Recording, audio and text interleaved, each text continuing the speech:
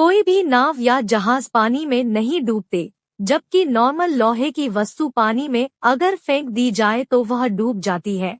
ऐसा इसलिए क्योंकि ये आर्किमिडीज के सिद्धांत को ध्यान में रखकर बनाए जाते हैं और इसी आधार पर काम करते हैं। देखिए, बहुत सिंपल सा फंडा है।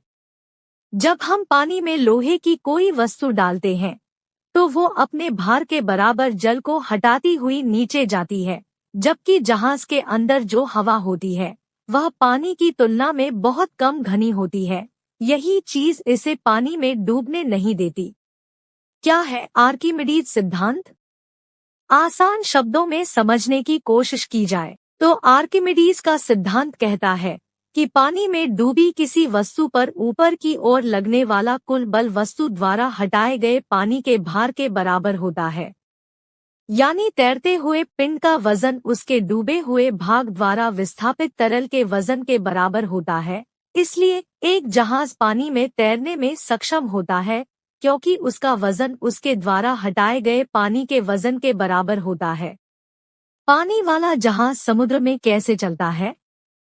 हर जहाज को इस तरह डिजाइन किया जाता है कि इसका इंजन, प्रणोदित्रों, पैडल व्हील, मशीनों और प्रोपेलर पानी के दबाव को ऊपर करके गति प्रदान करता है, जिससे जहाज को हवा मिलती है और यह आगे बढ़ता है। हालांकि किसी भी जहाज में प्रोपेलरों की संख्या इसके आकार पर निर्भर करती है, पर ज्यादातर जहाज में प्रोपेलर 4 होते हैं।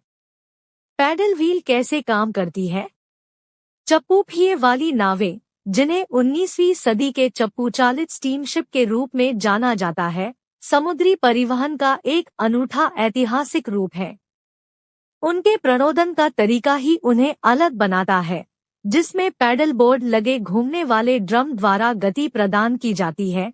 जैसे ही ड्रम घूमता है, एक इंजन, भाप डीजल या मोटर, इलेक्ट्रिक, हाइड्रोलिक द्वारा संचालित रोटेशन के साथ घुड़सवार बोर्ड चप्पू के रूप में कार्य करते हैं, जो लगातार आगे या पीछे के चक्र में पानी के खिलाफ दबाव डालते हैं।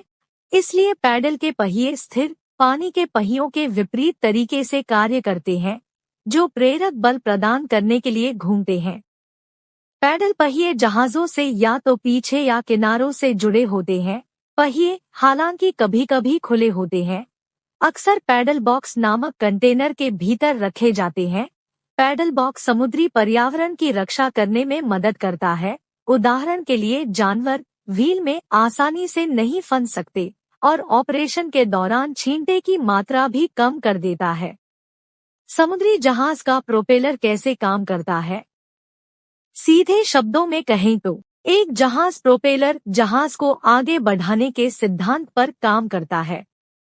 प्रणोदन प्रक्रिया तब शुरू होती है जब इंजन प्रोपेलर के शाफ्ट को शक्ति प्रदान करता है, जिससे वह घूमता है।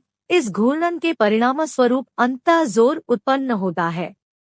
प्रोपेलर के घूमने वाले ब्लेड प्रत्येक ब्लेड के आगे और पीछे के किनारों के बीच दबाव अंतर पैदा करते हैं। दबाव आगे की ओर कम और पीछे की ओर अधिक होता है, जिससे आगे की ओर बल या जोर लगता है।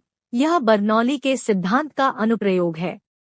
जब यह पंख या ब्लेड एक निश्चित कोण, हमले के कोण पर पानी में कटता है, तो यह उत्पन्न दबाव अंतर के कारण लिफ्ट बनाता है। लिफ्ट घूर्णन की दिशा में उन्मुख होती है और परिणामस्वरूप आगे की ओर जोर लगाती है।